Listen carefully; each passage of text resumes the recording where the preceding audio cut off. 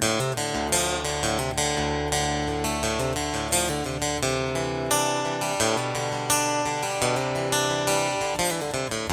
friend Eric lost his daughter. What's worse, he lost his daughter to suicide. A beautiful teenage girl that left this world way too soon. Now, I've been working and coaching with Eric for some time now, and I've found this guy to be one of the most amazing men I have ever met. And the reason that I find Eric to be so amazing is that when something like that happens, you would think, right, that most people would just hit their knees and never come out of that. And you probably, you wouldn't blame them.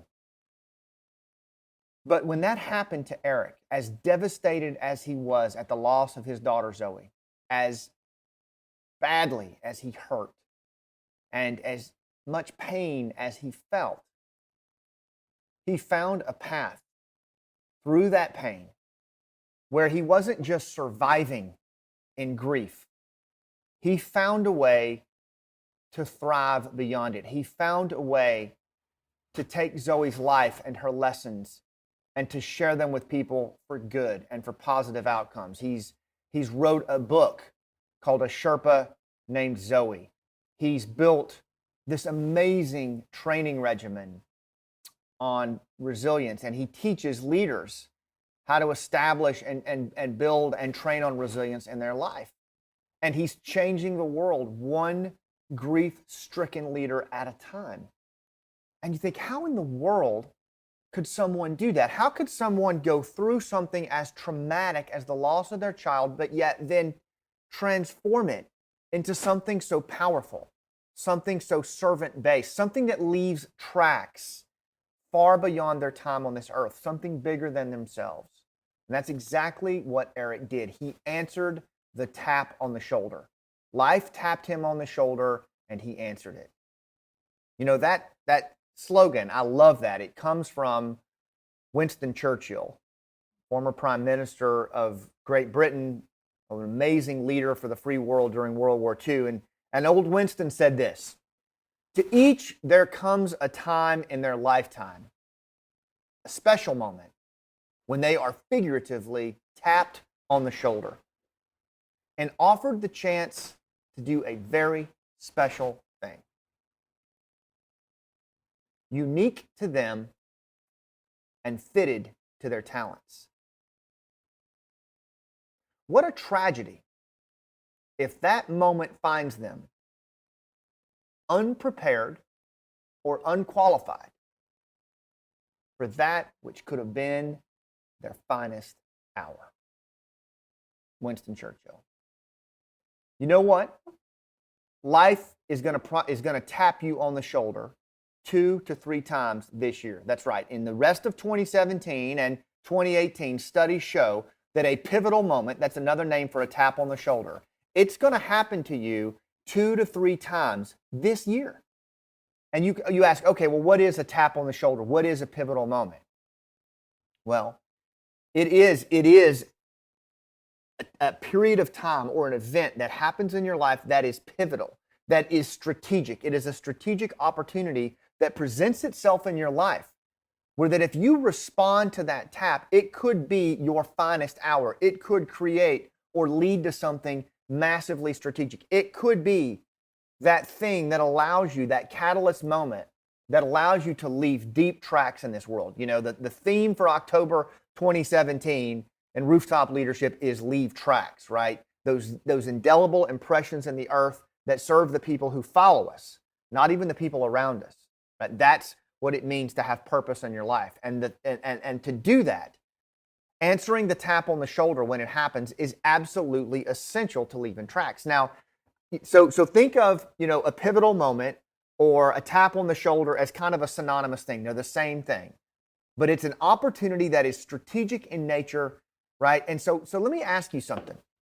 How many of those taps on the shoulder have already happened in your life, right? When you think about what happened with Eric, these things can come in a variety of ways, right? These taps on the shoulder, these pivotal moments.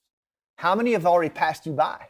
And how will you know when the next one shows up? Well, here's some things you can be thinking about. This is typically how a tap on the shoulder is going to happen. Okay, first of all, it's going to be completely unexpected. There's not many times in our life where the strategic moments present themselves and you're all, you're like planned for it, it's scheduled, right? There are ways to get ready, right? There are ways to positively respond, but it's still going to be unexpected. You can count on that. The next thing is a tap on the shoulder, a fleeting moment or a pivotal moment. It's going to be fleeting. It's going to be like a pop-up target. It's up and then it's down. It's not going to stick around forever. It's not going to wait on you to wring your hands, right? Or wait on you to just ponder indefinitely on it, right? Or think about all the reasons why you shouldn't do it. These moments are fleeting. And just like Winston Churchill said, are you prepared for that moment and stepping into it as your finest hour? What a shame it would be if you're not. It's going to be good sometimes. Sometimes it's going to be bad, right? A tap on the shoulder, a pivotal moment, it may present itself as a tragedy. Eric losing his daughter Zoe was a tragedy of the highest order. What he did was he transitioned that loss into something positive. But sometimes it might present itself as a massive opportunity, as a good thing, right? But either way, good or bad, it's going to be up to you to see through it, and it's going to be scary as hell. Even if it presents itself as a good thing, it's going to look bigger than you. You're going to be like, ooh, I don't know. That's probably for somebody else, right? And you'll clip your own knees. How many times have you done that, right? So it's going to look bigger than you. It's going to be scary as hell. And there's one other thing that you'll know it's one of those tap on the shoulder moments. What people around you will do is this, right? They'll push back from it. They'll push back from it. They'll step back. That's how you know you're really onto something. Everybody else around you, especially in this day and age, they step back. That's an indicator that you're onto something strong. What I want you to do is the opposite. I want you to scoot up. I want you to lean into it. I want you to take that tap on the shoulder moment and recognize it for what it is and step into it, because no one else is going to do that. And that's how you capitalize on those moments. Look, the people I coach in rooftop leadership, the people I train, this happens to them all the time, whether they're TEDx organizers, financial advisors, commercial bankers, law enforcement. Every one of them gets that tap and they're ready and they step into it, right? And it changes your life. It leaves tracks in this world. It allows you to have the impact in your life that you want to have. But recognizing that those pivotal moments are coming, those taps are coming, and that they're going to come 2 to 3 times this year, how will you be ready? 3 things you can do. First of all, decide to lead right now. Get your ass out of the bleachers. Get down in the arena and decide to lead. Decide to make an impact. Decide to leave tracks. What are your tracks? Right? If you're muddling around in your life and you're not clear on your purpose, on the true north of your life's compass, how are you going to even know if life taps you on the shoulder?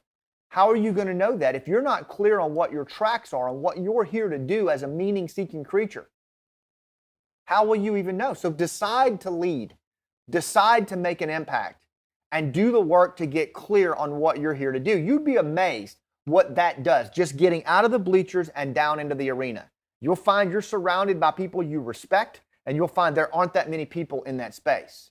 The next thing is, once you decide to lead this year in 2018, start to create a vision for what you're building, like a crystal clear vision. That's what rooftop leaders do. They see a world that doesn't yet exist. They see a community that doesn't exist. They see a vision of their family that doesn't yet exist. They see a vision of their children that doesn't yet exist. They see a vision of their clients and what's possible for them that doesn't yet exist, except it exists here and it exists here. And you create that vision and you do the work to do that. And you decide to lead and you watch what happens. That's number 2. So you create the vision.